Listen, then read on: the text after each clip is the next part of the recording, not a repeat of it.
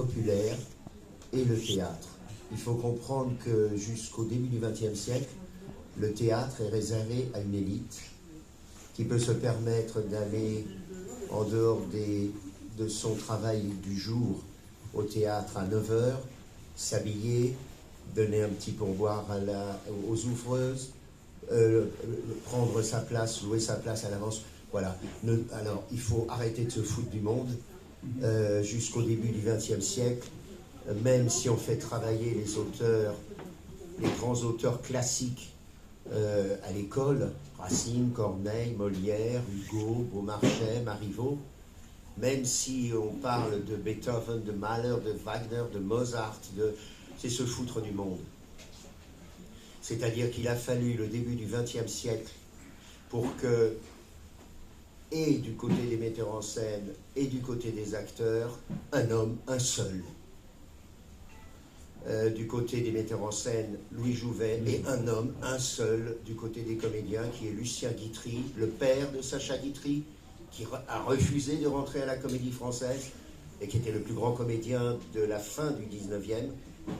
Ces deux hommes ont changé pour le monde entier, j'insiste bien, hein, pour le monde entier, ils ont changé la profession de comédien et de metteur en scène. Alors j'explique. Le comédien jusqu'à Lucien Guitry est une honte. Au XVIIe siècle, cet homme, Molière, comédien. Molière, c'est le comédien. Jean-Baptiste Poquelin, c'est l'auteur. Charlie Chaplin, c'est l'auteur du scénario, c'est le réalisateur du film, mais le comédien, c'est Charlot. Ça veut dire que quand Chaplin s'habille en Charlot, il devient Charlot. Et quand Jean-Baptiste Poquelin s'habille en Molière, il devient Molière. Donc ça veut dire qu'il aura fallu attendre de Charlie Chaplin remonter en arrière jusqu'à Molière pour avoir tout d'un coup au cinéma muet ce que Lucien Guitry va faire au théâtre. Ça, c'est pour les acteurs, Lucien Guitry et Charlie Chaplin en Charlot. Et pour le metteur en scène, Louis Jouvet. Alors, je vous explique. C'est très simple. On vous a menti pendant 4 siècles à l'école. Et puis alors, il faut bien comprendre, je ne suis pas le type qui passe dans la rue, ce n'est pas une question de prétention, c'est que quand on a affaire à un militaire qui parle de la guerre et qui parle de l'armée, il est peut-être plus adéquat d'en parler que quelqu'un qui n'en fait pas partie. Moi, j'ai fait partie de l'armée des comédiens, des metteurs en scène, et j'ai été dans les plus grandes troupes, j'ai été professeur pendant 40 ans. Donc, imaginez-vous bien qu'il y a des milliers, plus de 3000 élèves que j'ai eus, à qui j'ai tenu ce discours. Ce sont, pour la plupart, 90% des stars aujourd'hui qui ont 40 ans, 50 ans, 30 ans. Donc, le discours est le suivant. C'est qu'au XVIIe siècle, quand le théâtre, en France, sous une royauté, pas sous une république, sous une royauté. Donc ça veut dire quand le théâtre a lieu, vous avez passé 15 ans à l'école et on n'a même pas eu la morale et le devoir de vous dire la vérité. C'est inadmissible. C'est comme si on passait 15 ans sur le sport et que vous sachiez même pas ce que c'est un carton rouge, un carton jaune, et qu'est-ce que c'est qu'une équipe de football, et qu'est-ce que c'est un tennisman, et qu'est-ce que c'est que le taille. C'est se foutre de qui? Ça veut dire que quand les enfants, depuis 4 siècles, sont nés, vous êtes bien d'accord avec moi, qu'on s'occupe du corps, on les apprend à marcher, on les apprend à courir, on les apprend à sauter, on les apprend à reculer, on s'occupe du corps et on le nourrit le corps, hein, avec de la nourriture, avec de la boisson, avec de la nourriture. Il n'y a aucun problème pour le corps. Puis après tu grandis, et puis après tu commences à avoir des rapports sexuels, et puis après tu as des maladies, il n'y a aucun problème pour le corps. Qu'est-ce qu'on fait pour la pensée, c'est-à-dire pour l'âme? Qu'est-ce qu'on fait? Or, la seule différence entre les animaux qui s'occupent aussi de leur corps et nous, c'est que notre pensée nous a amenés, sachant qu'on va mourir, à laisser une empreinte. Vous avez bien entendu ce que je dis? Une empreinte, ça veut dire que tu meurs, mais il y a ce que tu as fait, dans ta vie qui reste.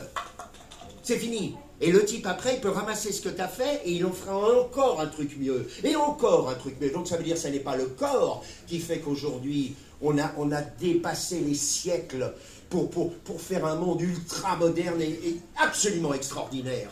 Que les gens qui habitaient au 16e ou au 17e seraient là à se demander pourquoi on se fout sur la gueule et pourquoi on n'est pas fou de joie d'un monde pareil. Tu te fous de qui? De savoir que tu prends un portable et que tu peux parler là, à l'instant même avec quelqu'un qui est en Australie, qui est au Nicaragua. Tu te fous de qui de ce monde? Est-ce que vous pensez que les gens au 17e ou au 15e ou au 16e ou au 18e n'auraient pas supplié d'avoir ça? Sans parler du reste, et de la médecine et du reste. Donc ça veut dire que dans l'école royaliste, républicaine ou de l'Empire, on a failli à la tâche, car tous les jeunes qui sortent des écoles devraient être autant passionnés par la culture, donc par leur âme, par leur pensée, que par le corps. Alors les matchs de football, des milliards de gens qui les regardent, les stars du monde entier qui tapent dans un ballon, qui tapent dans une balle de tennis, il n'y a aucun problème. Où est la culture? Alors je vais vous expliquer ce qui s'est passé au XVIIe. Au XVIIe siècle, le théâtre, on ne vous a même pas expliqué ce que c'était. Alors ça se passe dans un rectangle. Il n'y a pas de balcon en France. Il y a un rectangle. Ce n'est pas du tout une salle de théâtre, ce sont des jeux de paume. Donc ça veut dire, c'est comme le tennis, on balance la balle dans les tuyaux, là, au-dessus est un... Mais comme ce n'est pas pris tous les jours par les nobles, alors on peut louer ces salles, et puis pour y faire du théâtre. Pourquoi? Parce que le théâtre, à cette époque-là, c'est les gens qui sont debout. Là, à l'orchestre. Ça ne s'appelle pas orchestre. Pour la musique, ça s'appelle orchestre parce qu'il y a un orchestre qui est là et qui est, pas du tout dans une fosse, qui est là, et donc on appelle le plancher qui est là l'orchestre parce que c'est là où il y a l'orchestre, mais pas pour le théâtre. Il n'y a pas d'électricité. C'est quand même extraordinaire de passer 15 ans au lycée, même pas avoir compris qu'il n'y avait pas d'électricité au XVIIe siècle pour le théâtre. Donc ça veut dire que par terre, il y a des bougies. Les bougies, elles durent 20 minutes, c'est tout. Ah bon? C'est pas... Mais non, les bougies durent 20 minutes. Donc ça veut dire que le théâtre, avec les gens qui sont debout ici, qui payent très peu, c'est Populo qui est là, debout. C'est Populo. Ce théâtre-là, chaque acte doit durer 20 minutes. Vous avez bien entendu? Au bout de 20 minutes, c'est noir. Et la salle, elle est allumée comme vous êtes là. Elle n'est pas éteinte. Donc ça veut dire que c'est pas du tout la même chose que le théâtre d'aujourd'hui, ou que le cinéma d'aujourd'hui. Alors je vous explique. Là, il y a les gens debout. Sur le côté, on loge, c'est pour ça qu'on dit les loge, on loge de profil les nobles qui peuvent payer, pour pas qu'ils soient dans la foule, parce que dans la foule, il y a quoi? Il y a 2 pièces. Donc ça veut dire que tout d'un coup, tu as envie de pisser, tu vas pas déranger les 300 personnes. Tu pisses là, tu fais caca là, tu vomis là, tu voles le mec qui est devant. Mais c'est pas des plaisanteries ce que je dis, c'est la vérité, il faut absolument le comprendre. Donc ça veut dire que ce populo, c'est pour ça qu'on parle de brouhaha dans la salle. Alors il y avait des gendarmes qui étaient là sur le côté, tout d'un coup il sortait quelqu'un, tout d'un coup il y en a 2 qui se cognaient. Ça c'est le parterre. Sur les loges, ils sont assis les nobles, pour être protégés. Bon, mais mettez-vous dans la tête qu'ils ne regardent pas la scène. Ils ne la regardent pas. Vous me prenez pour un fou, je vais vous expliquer pourquoi. Et sur scène, il y a comme nous, des nobles un peu plus importants qui sont assis pour bien montrer que oui, je suis toujours vivant. Moi, le marquis de Maître de Roture, ma femme est toujours là, elle est toujours vivante, et mon fils d'ailleurs qui était pas là, il est pas là parce qu'il a gagné, peu importe, ils sont là. Qu'est-ce que c'est le théâtre ici? C'est extraordinaire.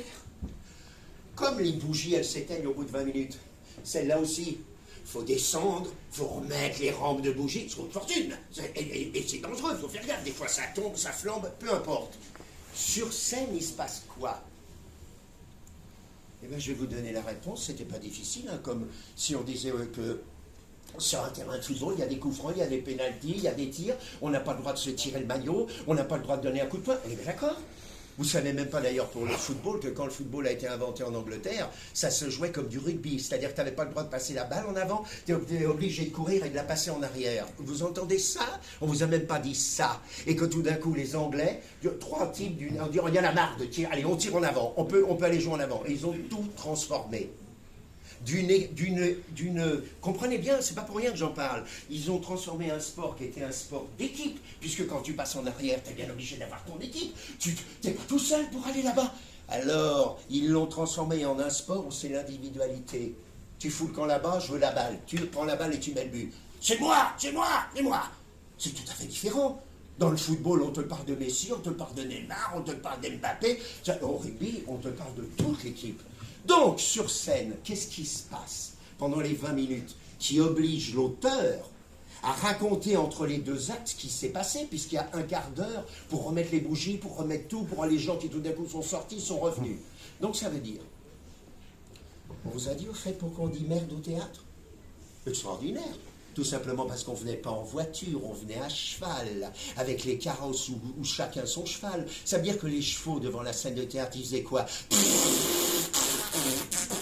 Plaf! Plus tu avais de caca, plus tu avais devant le théâtre du caca, plus c'était un succès, ça veut dire que c'est un triomphe. Donc quand tu disais merde, pour avoir le maximum de caca, on ne l'a même pas expliqué ça. Donc sur scène, les comédiens, il faut absolument comprendre ça. On est au 17e, on est sous Louis XIII, on est après sous Louis XIV, sous Louis XV, sous Louis XVI. Mais dites-moi un peu, vous avez réfléchi que, comme ce n'est pas une république, que le pouvoir, non mais il faut quand même réfléchir à ça, c'est d'un côté le pouvoir royal et de l'autre côté le pouvoir religieux. La seule petite différence, c'est que ce pouvoir n'est pas à 50%, il est à 80% le pouvoir religieux et à 20% le pouvoir politique. Mettez-vous bien ça dans la tête que c'est le roi Louis XIII, Louis XIV, Louis XV qui s'agenouille devant l'archevêque de Paris. Donc ça veut dire que ce pouvoir religieux a imposé en France au XVIIe siècle des règles.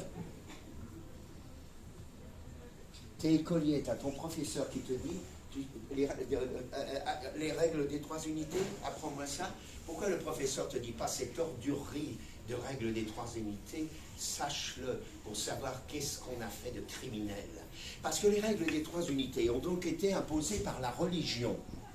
En France, le cardinal de Richelieu, on ne serait pas là sans lui. Le cardinal de Richelieu, et c'est comme Dr Jekyll et Mr Hyde, Dr Cardinal et Mr Richelieu. Alors il y en a un, l'homme, qui est un criminel, un assassin, qui va massacrer La Rochelle, les protestants, qui va continuer à massacrer les protestants. Il y avait la Saint-Barthélemy, hein, on est bien d'accord. Henri IV a essayé de réunir la France, on l'assassine. Allez, sans au revoir. Et on va foutre dehors les protestants, 1643, les disent, allez, foutez le camp. Et ils vont en Allemagne. Donc ça veut dire que ce pouvoir-là de Richelieu a donc, au point de vue militaire, au point de vue politique, ça a été comme dans certains pays d'aujourd'hui. Alors ne faites pas les hypocrites. Vous imaginez qu'un Molière serait dans ces pays-là? Il lui arriverait ce qui est arrivé en France. Donc ça veut dire que ce pouvoir religieux, par un miracle, comme Richelieu était accoquiné avec les Italiens et la famille des Médicis, les Italiens étaient déjà très forts en France, Concino Concini, Premier ministre, assassiné. Maintenant.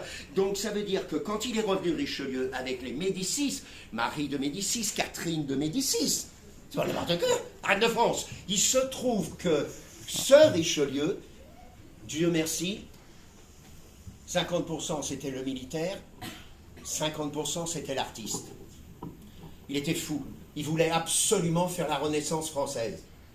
Donc ça veut dire qu'il voulait que la France devienne la patrie, la mère des arts.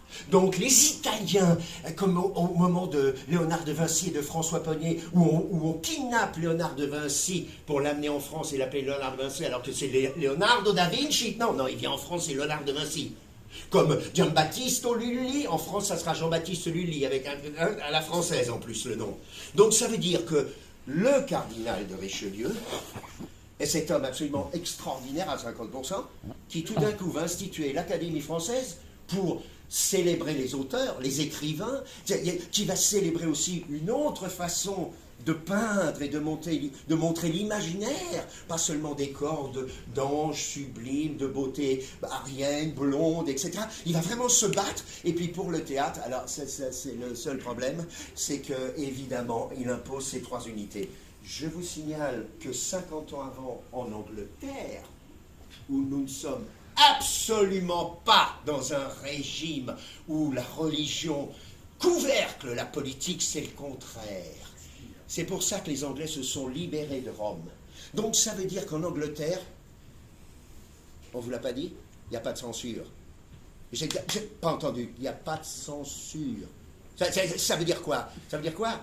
Ça veut dire que 30 ans, 40 ans avant, au XVIe siècle, 1500, 60, 70, 80, il y a un petit bonhomme qui s'appelle Shakespeare, qui est le Einstein du théâtre.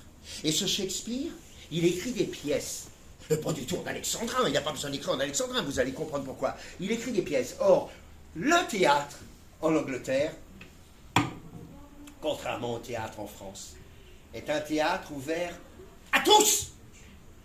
Donc ça veut dire qu'il comprend que l'important au théâtre, c'est pas grave, l'important au théâtre, à la différence de l'opéra, la différence, c'est que le théâtre, c'est quoi? Ça n'est pas la voix, c'est le regard. Tu parles à quelqu'un, on se parle tous les deux. Oui. On est là, en train de se parler. Tout d'un coup, je baisse la tête pendant que tu me parles. Il y a un moment, tu me dis, ah bah, tu m'écoutes? Oui. Tu te fous de ce que je dis.